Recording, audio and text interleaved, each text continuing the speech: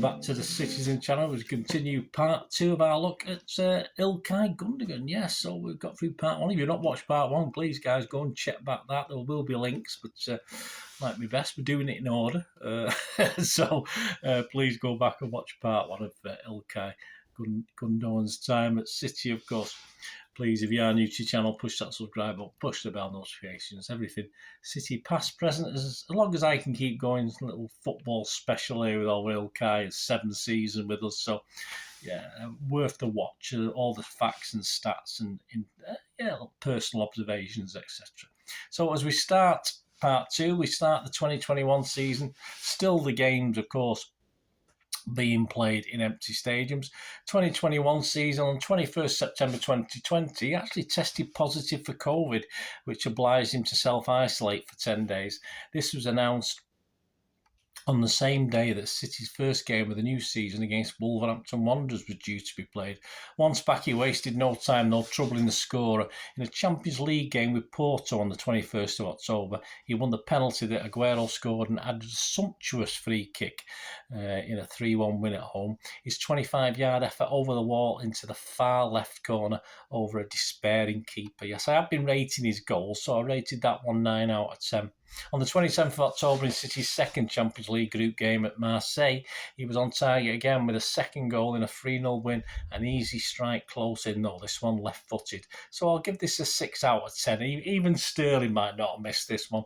He scored his first Premier League goal of the season on the 15th of December in a 1-1 home draw against West Bromwich Albion. Sterling fed it back in the box and Gundo from 10 yards out placed it nicely home. 7 out of 10 for that one.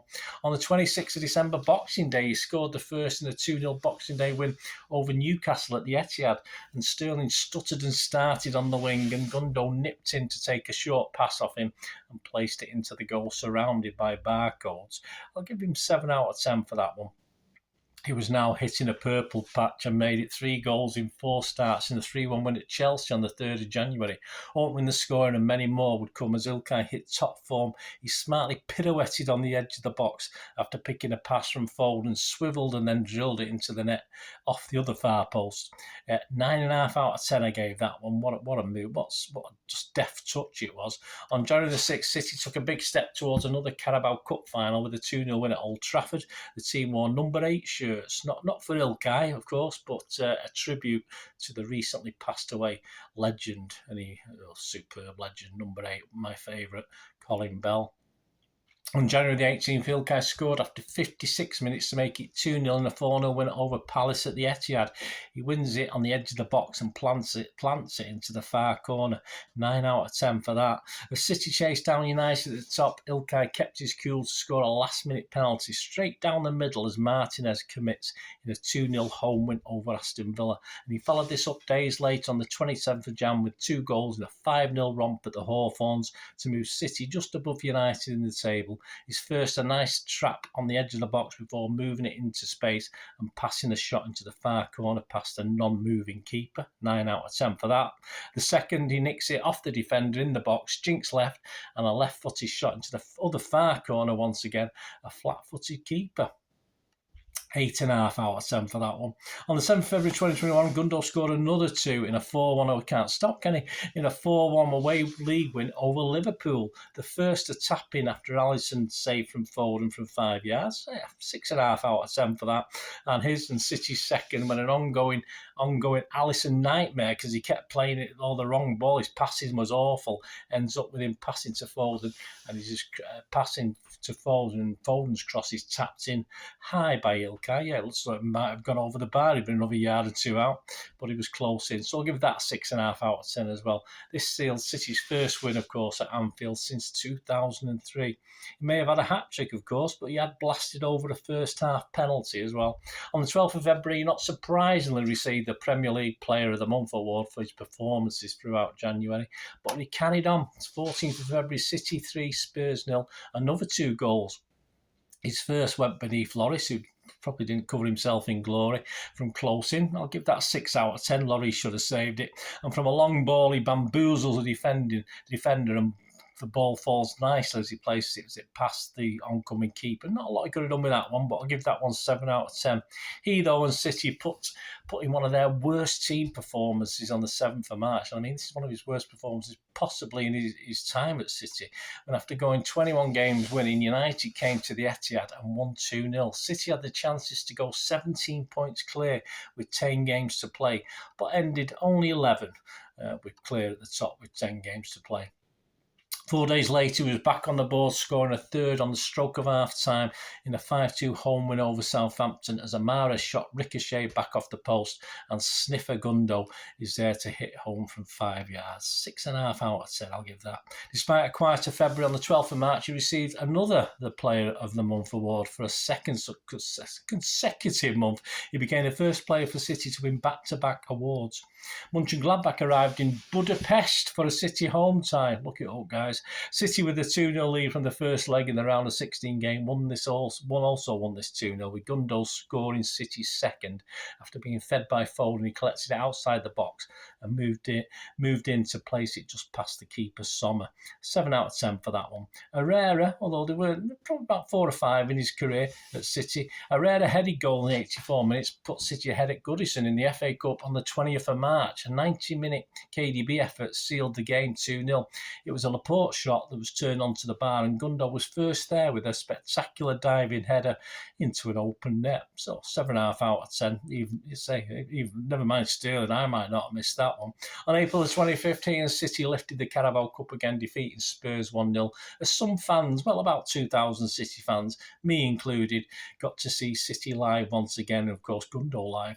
With the Blues out of the FA Cup in the Champions League final and with another title in the bag, ILKAY's last goal of the season was an early one after 2 minutes away at Brighton on the 18th of May.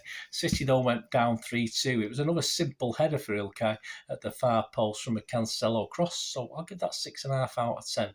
But he also appeared to pick up an injury, but Pep was optimistic he wouldn't miss the Champions League final against Chelsea. But City had to be happy with just a league and Carabao Cup double. No Ferner. Gundo was expected, of course, in the Champions League final to help cover the back four with inexplicably no Fernandinho playing. And with Chelsea, the thing with Chelsea, obviously, he had been scoring goals, so he was expected to be a bit more of a DM in this one, and it sort of ran against the grain, and it all ended in despair, of course, with a 1-0 loss to Chelsea. He was City's highest goal scorer of the league season with 13 Premier League goals, and in total 46 appearances in all competitions. He scored 17 goals. And this was to be his best return for City over the 7 seasons he was with us. On to his penultimate 21-22 season. Despite starting the season well, despite a Community Shield defeat, he played very well. There was an early injury scare in our opening game, the normal defeat at Spurs, as he left the field with an apparent shoulder injury. But he was fit the following week to start and pull the strings in a 5-0 home win over Norwich and got his first goal of the season the following Saturday at home again in a 5-0 win over Arsenal. His header at the back post made it 1-0 after 7 minutes. That's 3 headers in the last 4, isn't it? The keeper got a hand to it, but he couldn't keep it out. 7.5 out of 10 for that one. Gundo came out at the next home game on the 18th of September, a 0-0 Premier League game against Southampton, injured, joining the likes of Stones, Laporte, Rodri and Zinchenko, all in the old treatment room at the time. He would not feature again for just over a month. He came off the bench in a 5-1 Champions League win at Club Brugge, replacing Bernardo. On the 23rd of October, City bowed out the Carabao Cup for the first time in 5 seasons. Despite Gundo being one of the better performers, it went to a penalty shootout. Despite Gundo stepping up in a couple of finals, it seems that a couple of missed ones recently in open play put him off, as he didn't have time to take one in this. Foden missed the first, and of course West Ham scored all theirs. He may have been down as our 5th penalty taker, but by then it was over. ILKAY was back on the score sheet on the 27th of November against West Ham, this time in the league in a 2-1 win at a very snowy Etihad. I thought at one time it was going to be called off. It was a simple tap at the far post on a soggy pitch. 6.5 out of 10 for that after Mahrez had fired a crossing. As City hit Christmas and topped the league on Boxing Day in a 9-goal thrill at the Etihad, Gundo got City's 3rd after 21 minutes with a simple finish from 8 yards after the keeper could only palm out a Cancelo cross straight to him. 6.5 out of 10 for that one. This game ended City 6, Leicester 3. Gundogan found himself playing more the sub after Christmas and wasn't even on the bench for a dismal 1-1 draw at Southampton at the end of January. He did though start and score in a 4-1 win at Swindon in the FA Cup third round on the 7th of January. He beat the keeper from 30 yards with a very clever free kick. He looked as though he was going to cross it and then planted it right into the net. Obviously, the keeper scrambled across but couldn't get to it. 8.5 out of 10 for that one. But the City metronome was also back for the arrival of Fulham to the Etihad for an FA Cup fourth round match on the 5th of February, equalising an early 4-minute Fulham goal on 6 minutes with a casual side foot strike from 8 yards out from a Mahrez cross. 7.5 out of 10 for that, and pulling the strings in what would be an eventual 4-1 win. By the visit to Spurs on the 20th of February, though Gundo equalised an early Spuds goal as the keeper does poorly with a Sterling cross, ILKAY took advantage to pass home from 8 yards, 7 out of 10 for that. City went down 3-2, and though still top, Liverpool also now had things in their own hands again, so there's a bit of gloom about the place. But things booked up again with ILKAY, an unused sub, a draw at Selhurst Park on March the 14th, meant City were 4 points clear, but Liverpool had a game in hand and they still had to visit the Etihad. He was back for the FA Cup quarter-final, a 4-1 win at Southampton. He and KDB starring as City booked another Wembley place. Back to league action away at Burnley on the 2nd of April. He scored City's second in a 2-0 win and beats Pope 10 yards out from goal with a slight deflection after a Sterling cross on the right. 6.5 out of 10 for that. Gundo helped City through to a Champions League semi-final in a hard-fought draw, which was enough away at Atletico Madrid. With a point between the teams, ILKAY missed out on another big game, sat on the subs bench as City drew 2-2 with Liverpool at the Etihad to remain 1 point clear with 7 games left. And also the FA semi-final against Liverpool, he missed out where a weak City team bowed out 3-2. Again, in our biggest game of the season, the first leg of the semi-final of the Champions League against Real Madrid, he was an unused substitute. This had been the trend for most of the season and continued right to the last game.